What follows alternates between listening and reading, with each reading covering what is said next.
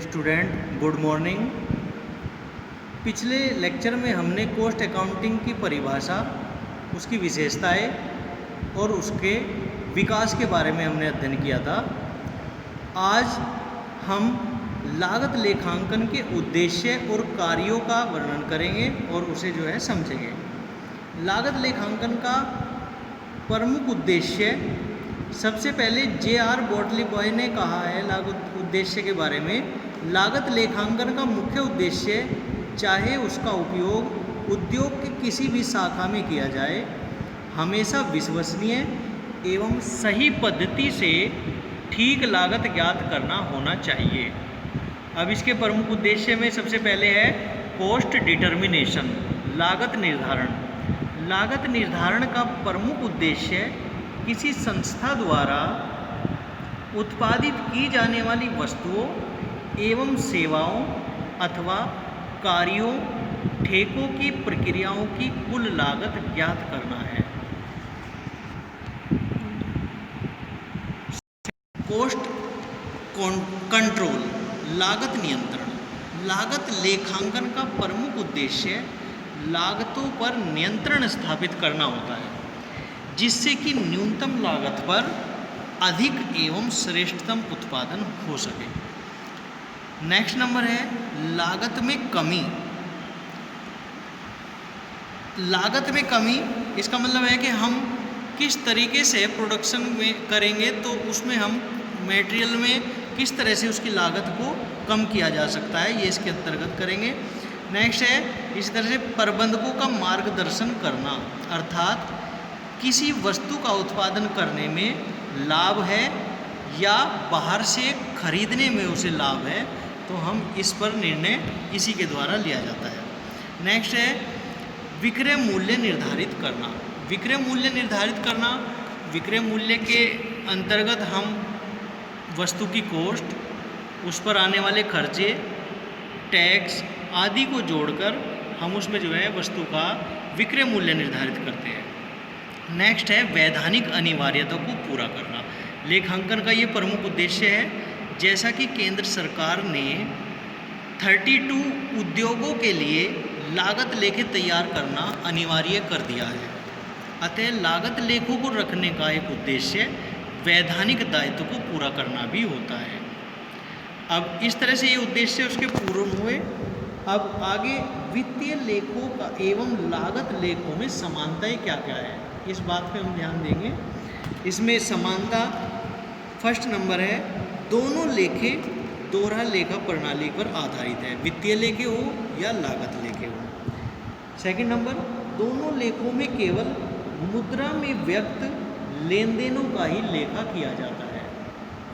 Next number है, दोनों ही लेखे व्यवसाय की लाभ हानि को प्रकट करते हैं, चाहे वो फाइनेंशियल अकाउंटिंग हो या कॉस्ट अकाउंटिंग। नेक्स्ट नंबर है, दोनों ही लेखे विक्रय मूल्य निर्धारण में सक्षम है। और इसी तरह से नेक्स्ट है, दोनों ही लेखे चाहे वित्तीय हो चाहे लागत, व्यवसाय की भावी नीति को निर्धारित करते हैं। और नेक्स्ट है, दोनों लेखे परस्पर पूरक होते हैं। पूरी तरह सफल रही है, इसलिए इसका महत्व दिन प्रतिदिन निरंतर बढ़ता ही जा रहा है।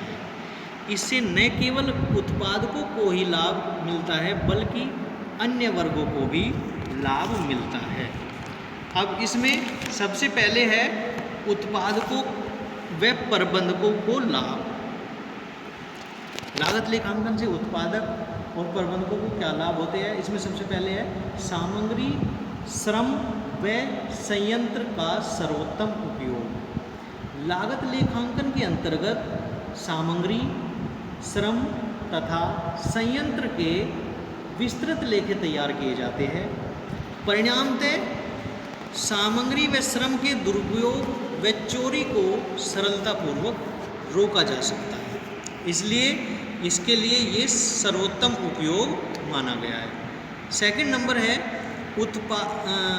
लाभप्रद एवं अलाभप्रद कार्यों की जानकारी, अर्थात कॉस्ट अकाउंटिंग में प्रत्येक कार्य, उपकार्य, ठेका या प्रक्रिया विभाग अथवा सेवा का अलग अलग विश्लेषण किया जाता है, जिससे प्रत्येक अलग अलग लाभ हानि ज्ञात हो जाती है। नेक्स्ट नंबर है उत्पादन लागत का विश्लेषणात्मक एवं तुलनात्मक अध्ययन। कॉस्ट अकाउंटिंग के अंतर्गत उत्पादन की कुल लागत को प्रत्यक्ष एवं अप्रत्यक्ष, फिक्स और वेरिएबल, उत्पादन कार्यालय एवं बिक्री तथा वितरण व्यय में वर्गीकृत करके प्रति इकाई लागत ज्ञात की जाती है।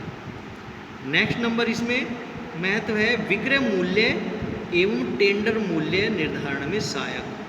कॉस्ट अकाउंटिंग के द्वारा यह आसानी से ज्ञात हो जाता है कि उत्पादन के विभिन्न स्तरों पर कितनी लागत आती है। परिणाम स्वरूप उचित लाभ जोड़कर सरलता से विक्रय मूल्य निर्धारित कर लिया जाता है।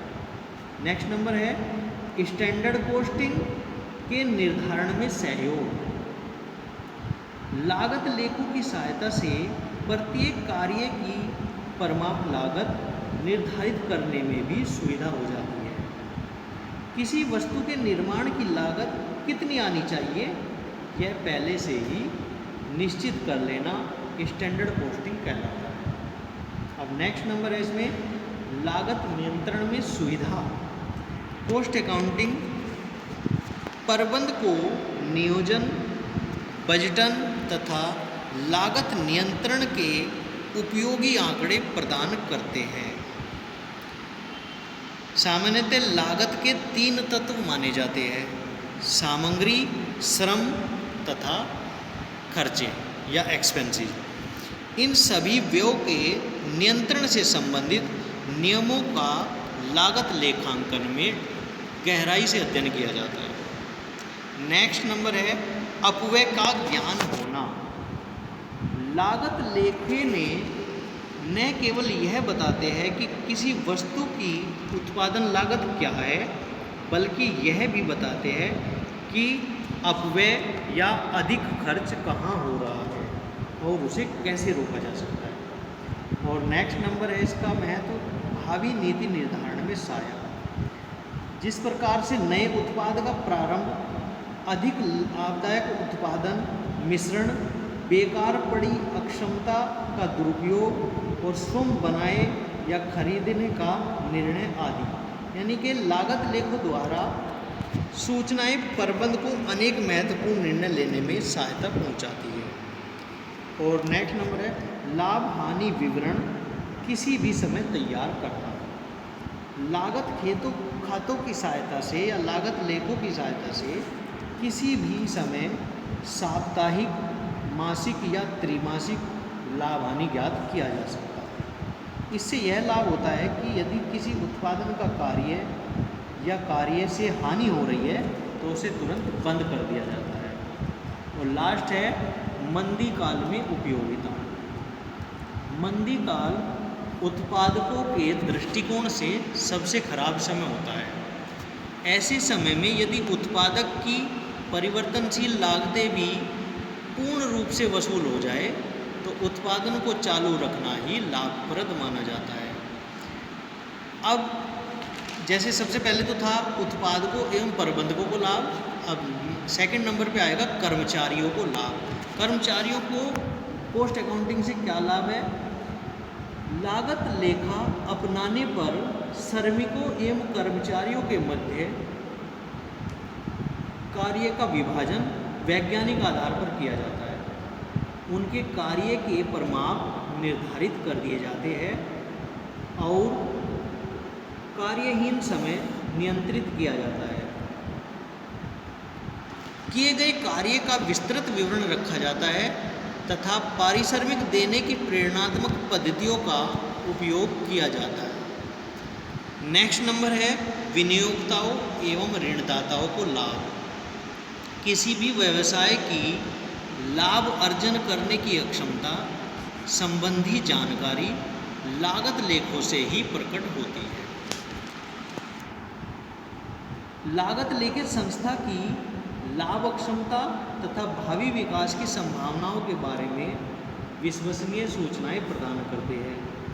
जिससे ऋणदाताओं और विनियोगताओं को विनियोग करने और ऋण लेने संबंधी सुविधा रहती है। अब नेक्स्ट नंबर है उपभोक्ताओं को लाभ, एडवांटेज ऑफ कस्टमर्स कंज्यूमर।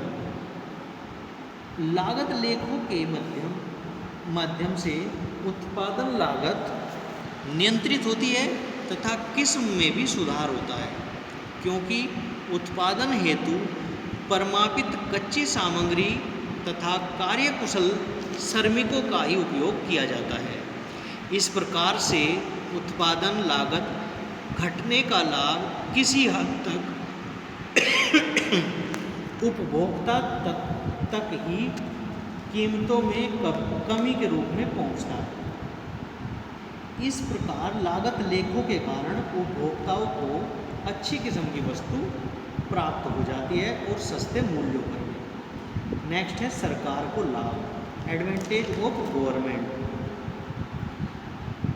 लागत लेखों से प्राप्त विस्तृत एवं विश्लेषणात्मक सूचनाएं विभिन्न उद्योगों के संबंध में वास्तविक स्थिति का ज्ञान कराती है, जिससे सरकार को उन उद्योगों के संबंध में महत्वपूर्ण नीतियां बनाने में सहायता मिलती है और मूल्य निर्धारण या मूल्य नियंत्रण, सरकारी संरक्षण, मजदूरी नियंत्रण, लाभांश भुगतान, उत्पादन कर तथा आयकर के निर्धारण, आयात निर्यात आदि से संबंधित नीतियों के निर्धारण में लागत लेखे महत्वपूर्ण भूमिका निभाते हैं। अब बच्चों हम आदर्श लेखांकन पद्धति की विशेषताएं क्या क्या है इसके बारे में जानेंगे। आदर्श लेखांकन पद्धति की विशेषताएं। कॉस्ट अकाउंटिंग की किसी प्रणाली को तभी आदर्श कहा जाएगा जब लागत लेखों के उद्देश्यों को भली भांति पूरा कर सके तथा लागत लेखांकन के सभी लाभ व्यवसाय को सुलभ बना सके। इस दृष्टिकोण से सबसे पहले इसमें पहली विशेषता है सरलता, सिंपलिसिटी। लागत लेखांकन व्यवस्था सरल एवं स्पष्ट होनी चाहिए, जिससे कि सामान्य विवेक का व्यक्ति भी आसानी से समझ सके। अब सेकंड नंबर है लचीलापन, फ्लेक्सिबिलिटी।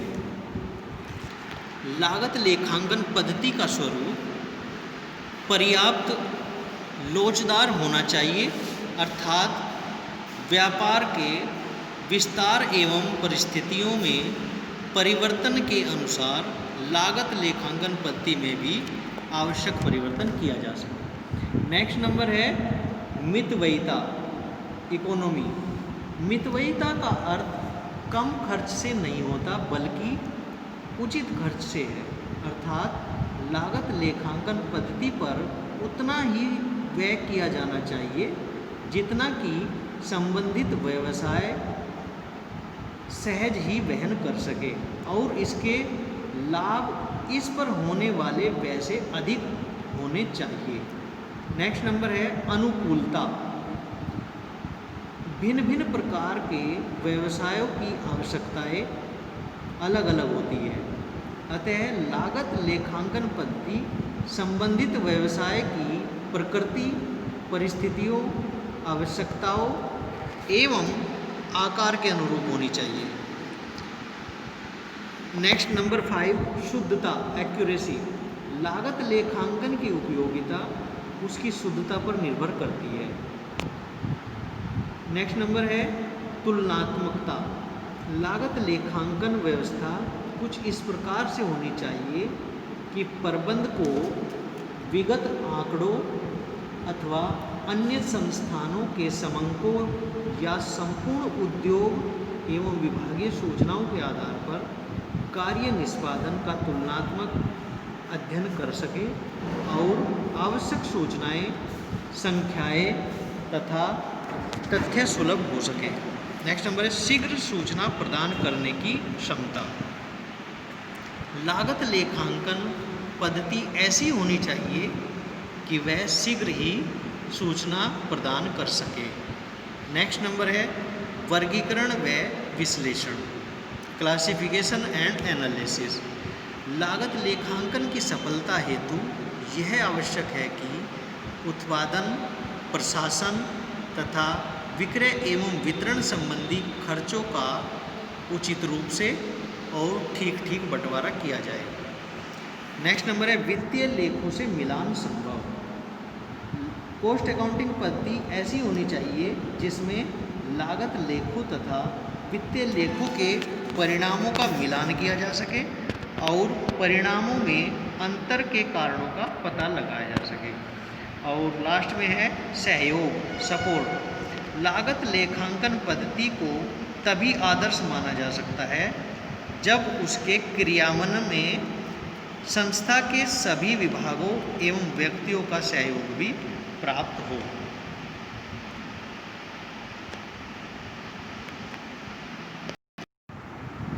बंदी हो रही क्या? नहीं बन तो रही है थोड़े